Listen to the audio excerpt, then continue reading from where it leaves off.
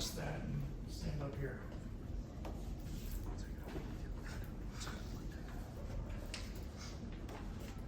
All right, quick icebreaker.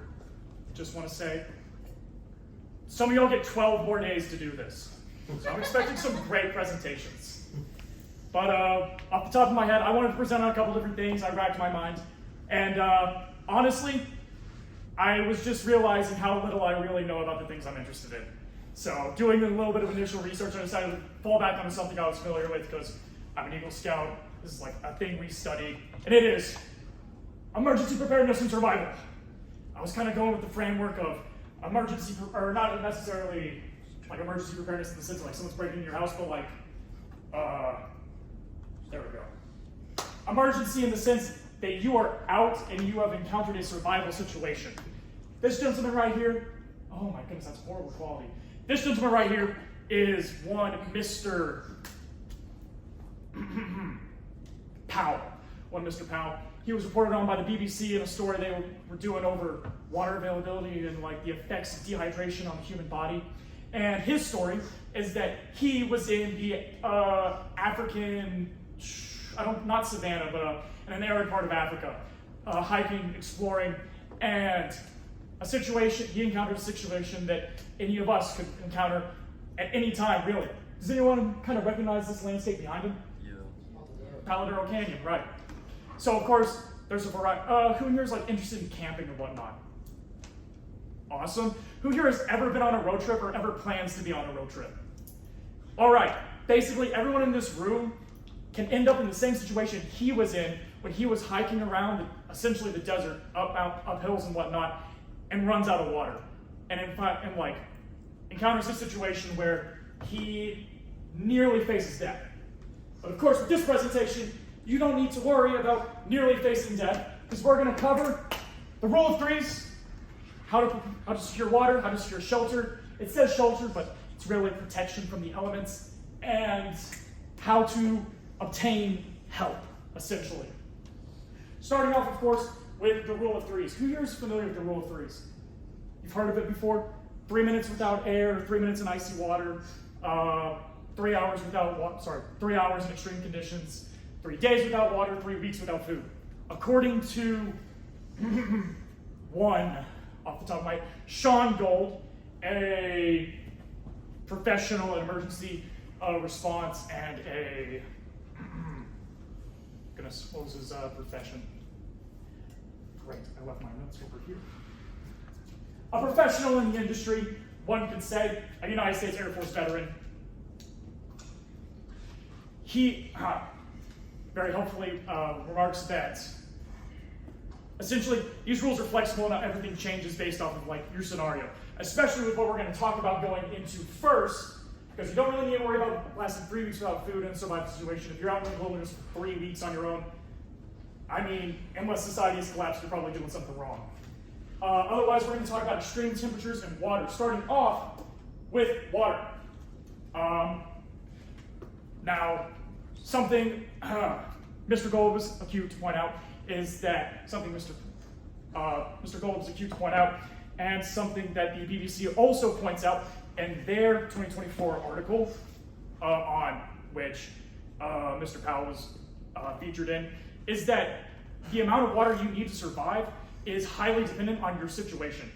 If you're hot and under pressure and exercising, that 3 days can turn into a couple of hours. And you very quickly begin encountering things like heat cramps, heat exhaustion, and heat stroke, which we'll go over in our section in my section on extreme weather.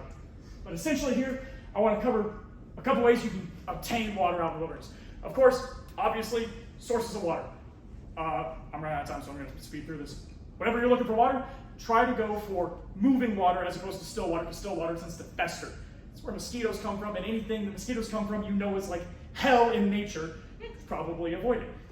According to the World Water Reserve, a research group dedicated to providing water to people, in their 2023 article, they highlighted like several ways in which you can purify water, but a few I thought were especially relevant to us is chemical purification, filtration, and boiling. And these are this. Essentially, all you need to know about this, you can drink bleach. A very small amount of bleach. 2 droplets per liter, 8 droplets per gallon, let it sit for 30 minutes. Likewise with iodine, 2 droplets per quart, 8 droplets if it's cloudy. Let it sit for 30 minutes or 50 minutes for better filtration, or better purification. Then filters, of course, they have pump filters, life straws, and boiling. Whenever you're boiling water, try to get clear water, strain it if you can, and then rolling boil for 1 minute. All right, shelter and environment. Extreme heat, extreme cold. Essentially, precautions are kind of similar in both. What you want to do is you want to pretty much avoid the environment as much as possible, shelter yourself as much as possible. In both of these situations, you want to make sure that you're well hydrated, of course, and wearing light, lightweight, not like super restrictive, weather appropriate clothing.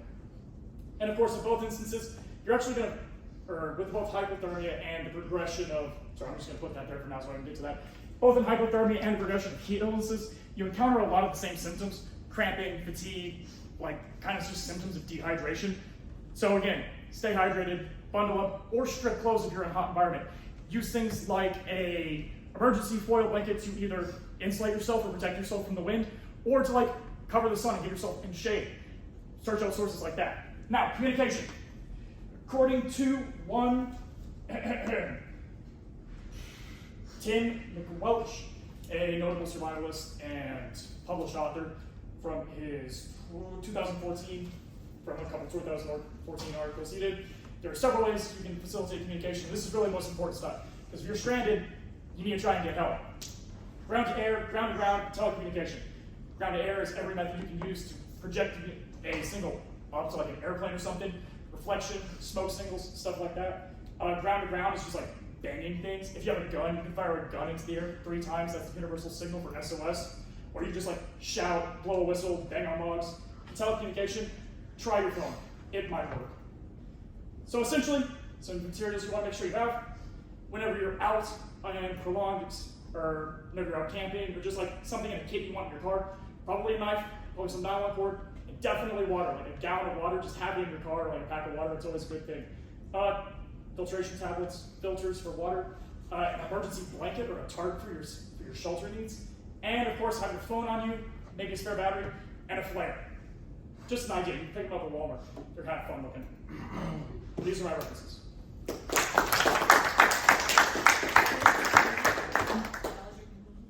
Yes.